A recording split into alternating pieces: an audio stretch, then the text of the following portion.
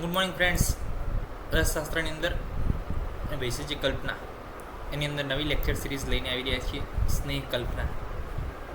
તો સ્નેહ કલ્પના, સ્નેહનો ઉપર આપણે વિવિધ પ્રકારની કલ્પના કરવાની છે અને ફોર્મ્યુલેશન અલગ અલગ બનશે.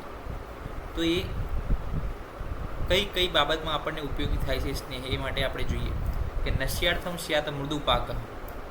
નશ્યાર્થ સ્યાત મૃદુ પાક. નશ્ય માટે મૃદુ પાક. મધ્યમમ સર્વકર્મશુ, મધ્યમ પાક જે હોય એ બધા કર્મ માટે. અભ્યંગાર્થમ ખરમ પૃક્તો યુજ્યા દેવ યથ. અને અભ્યંગ માટે ખર સ્નેહ જે છે યુઝ કરવાનો કીધો છે. તો વસ્તુ શું છે, જો મૃદુ નશ્ય, મૃદુ જે સ્નેહ પાક છે એ શું હોય તો કે એને જે છે લો ફ્લેમ ઉપર થોડીક વાર ગરમ કર્યો હોય, મધ્યને એના કરતાં થોડીક વાર વધારે ગરમ કર્યો હોય, ખર પાક જે છે વધારે ગરમ કર્યો હોય. તો એની અંદરનો જે સ્નેહ તત્વ છે એના આધારે છે. તો મૃદુ નશ્ય જે છે, મૃદુ પાક જે છે સ્નેહ, એ નશ્યમાં વપરાય. કેમ?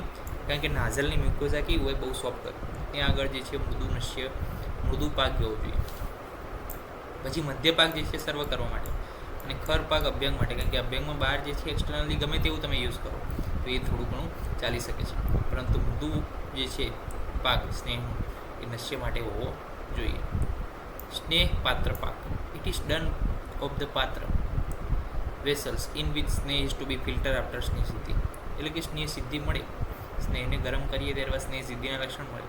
ત્યારબાદ જે પાત્રમાં સ્નેહને એકઠો કરવામાં આવે છે એની અંદર જે છે આ પાત્ર પાક થાય છે. પાત્ર પાક is the process by which the સ્નેહ is flavoured or augmented by certain soluble or miscible substance.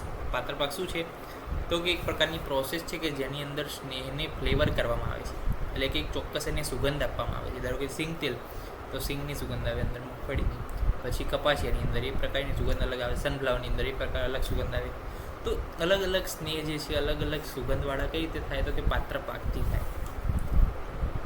The powder of the drug are placed in the vessel into which fairly warm સ્નેહ is filtered. એટલે કે powder of the drug, કે જેનો આપણે સુગંધ આપવાની છે એ વેસલ્સમાં આપણે મૂકવાનો છે એનો પાવડર, અને પછી એની અંદર તેલ નાખવાનું. એટલે એ તેલની અંદર એ જે છે એ સ્નેહની અંદર એ પાવડર મિક્સ થઈ જશે અને ફ્લેવર જે છે આવી જશે. જો આ એક પાકની પ્રક્રિયા છે, જે પાત્રમાં સ્નેહનો પાક કરવાનો છે તે પાક કરવાની ક્રિયા છે. પાત્ર પાક એવી પ્રક્રિયા છે જેમાં સ્નેહને ચોક્કસ પદાર્થ સાથે મિશ્ર કરવામાં આવે છે. આ ઔષધનો પાવડર એ પાત્રમાં મુકાય છે જેમાં સ્નેહને ગાળવામાં આવે છે.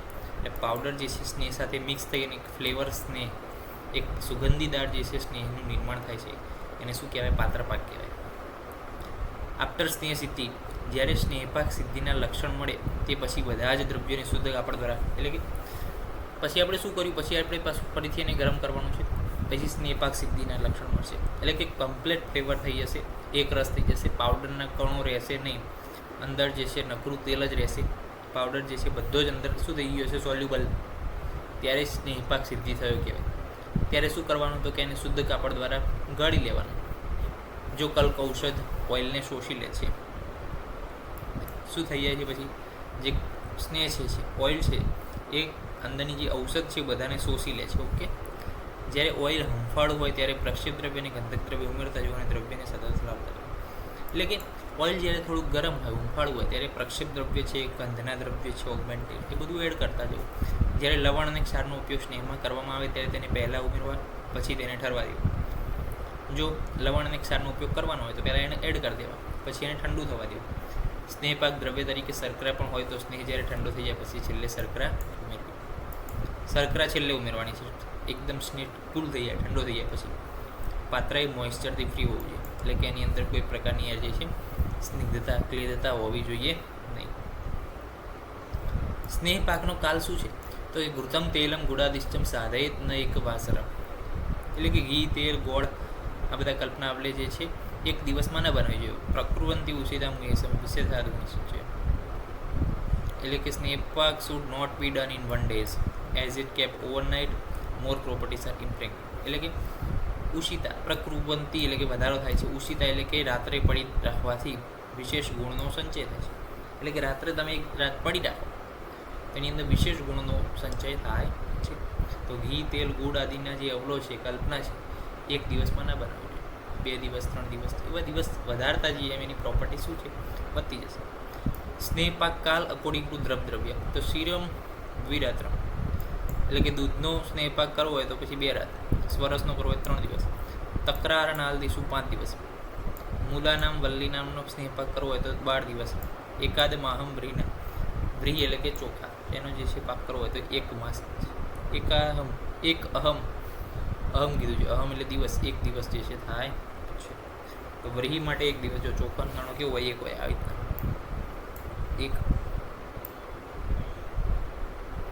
તો એ સંખ્યા કેવી થઈ? 1 જેવી થઈ 1. પછી ક્ષીરમ, તો ક્ષીરમની અંદર શું આવે? 2 વડ, તો કે 2. સ્વરસ એની અંદર 3 વડ, તો 3. પછી તક્ર નાલાદીશુ એટલે કે 5 વડ થઈ ગયા, 5થી વધારે. અને મૂલા નામ વલ્લી નામ એટલે જે છે 6 વડ છે, 6 દુ 12 એટલે એની અંદર 12 દિવસ. તો રીતના આપણે યાદ રાખી શકીએ છીએ કે સ્નેહપાક કાલ અકોર્ડિંગ ટુ દ્રવ્ય. એનો ડોઝ કેટલો હોય? તસ્ય માત્રા પલોન્વિતમ, 1 પલ જે છે 48 ગ્રામ જેટલો ડોઝ હોય છે. એક્ઝામ્પલ તરીકે ત્રિફલાગૃત, તો ત્રિફલાગૃતની અંદર દ્રવ્ય તરીકે ત્રિફલાક વાત 1 પ્રસ્થ, 1 પ્રસ્થ વાસાસ્વરસ, ભૃંગાસ્વરસ 1 પ્રસ્થ અને બકરીનું દૂધ 1 પ્રસ્થ, બધા 1 પ્રસ્થ લઈ લીધું. સ્નેહ દ્રવ્ય તરીકે 1 પ્રસ્થ ઘૃત. કલ્ક દ્રવ્ય તરીકે દરેકનું 1 કરશ. કઈ ગયું? ત્રિફલા, પીપલી, દ્રાક્ષ, ચંદન, સૈંધવ, બલા, કાકોલી, શીર કાકોલી, મેદા, મરીચ, નાગર, શર્કરા, પુંડરી, કમલ, પુનર્નવા, આ બધા જ જે છે નિશાયુગમાં એટલે કે હરિદ્ર, દારૂ હરિદ્ર, મધુ, સર્વે વિપાચિત, આ બધાનો પકવી અને વાત કલ્ક બનાવવાનો છે. એ જે છે બધા કલ્ક દ્રવ્ય તરીકે ઉપયોગ કરવાના છે. તો આ થઈ ગયું ત્રિફલા ગ્રુપનું એક એક્ઝામ્પલ કે એની અંદર દ્રવ્ય તરીકે 1 પ્રસ માત્રામાં આવશે 4 વસ્તુ: ત્રિફલા, વાસા, ભૃંગરાજ અને બકરીનું દૂધ. અને સ્નેહ દ્રવ્ય તરીકે ઘૃત 1 પ્રસ્થ અને કલ્ક દ્રવ્ય તરીકે 1 કરશ દરેક વસ્તુ, જે આપણે અત્યારે વાત કરી. ઇન્ડિકેશન અને આગળની વિગતો માટે આપણે નેક્સ્ટ લેક્ચરની અંદર અભ્યાસ કરીશું. તો આજે આપણે ઘણી બધી વિગતો સ્નેહપાક કલ્પનાની જોઈ લીધી છે. નેક્સ્ટ લેક્ચર મળીશું નવી વાત સાથે. ત્યાં સુધી રજા આપશો. જય હિન્દ, જય ભારત, જય આયુર્વેદ, જય તનાથ.